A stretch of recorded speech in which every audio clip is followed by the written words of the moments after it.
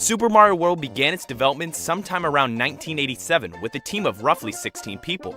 Some familiar names on the team include Takeshi Tezuka as the director and Shigeru Miyamoto as producer.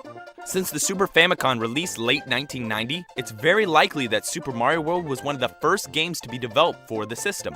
And because of this, there were some difficulties creating this Mario title that later games on the system didn't have to worry about, such as incomplete development tools and, of course, just the fact that they're starting something new with newly created tools. That creates a lot of challenges. Despite problems working on the new hardware, there was an upside. The team had less restrictions compared to developing for the original Famicom. As an example, it was much easier for the artists to depict what they wanted to see on screen. However, it was more challenging for Koji Kondo, the composer of Super Mario World. Creating music for the game was a whole lot different from the original Famicom. On the Super Famicom, he had to create his own sound samples, as they weren't built into the system anymore. This made composing music, as Kondo said in an interview, 100 times more difficult.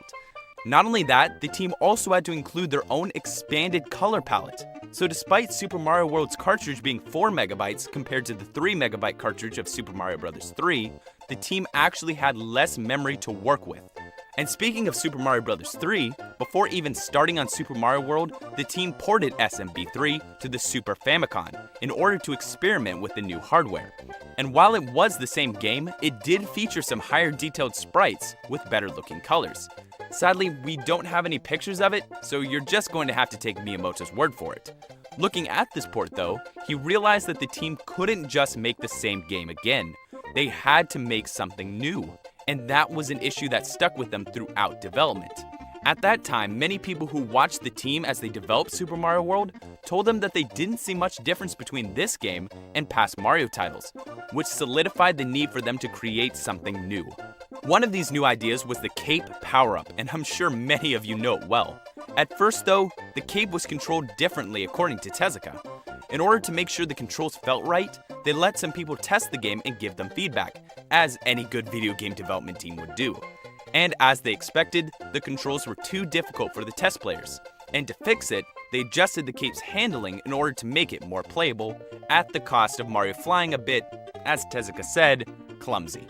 Another new idea for Super Mario World was riding Yoshi, though technically it was actually an old idea. In fact, Miyamoto had the sketch of a dinosaur character taped up on his desk for 5 years before they finally had the technology to do it on the Super Famicom. After developing the game further, they again brought in the playtesters.